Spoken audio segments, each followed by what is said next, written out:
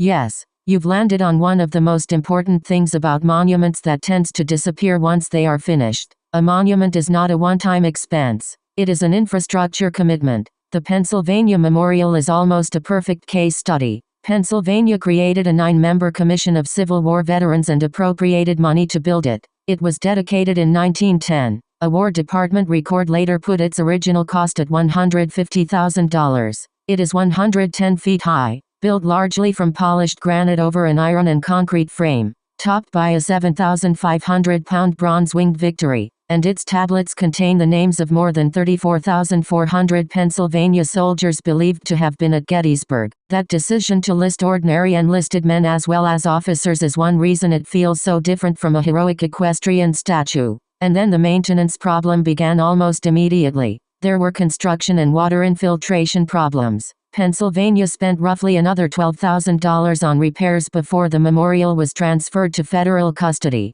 In 1923, the Gettysburg superintendent actually argued that the War Department should accept it because it was finally in good condition and wouldn't cost very much to maintain. By April 1924, the War Department had taken responsibility for it. Then its iron interior rusted. Repairs followed in the 1930s, inspections and rehabilitation in the 1950s, and by 1985 officials were trying to raise another $100,000 for restoration. Pennsylvania proposed $50,000 with private donors supplying the balance. So your model is basically, state veterans conceive it, state appropriates money, architects, sculptors, foundries, quarries build it, it is erected on federal battlefield land, federal government accepts custody, generations of taxpayers, states, nonprofits, donors and preservation workers inherit the maintenance obligation. And yes, today Gettysburg National Military Park NPS is fundamentally responsible for preserving this commemorative landscape. That obligation goes all the way back to the 1895 law establishing the National Military Park, which specifically charged the federal government with the custody, preservation and care of monuments.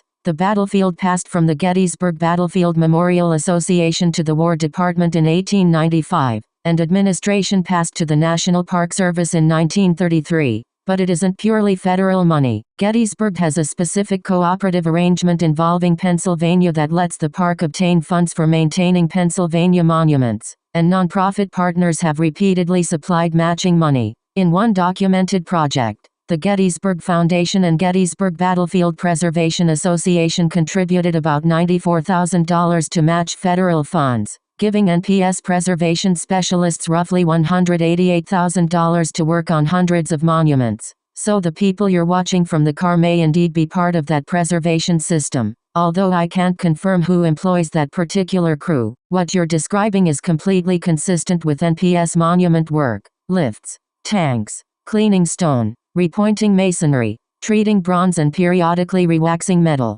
Gettysburg has been doing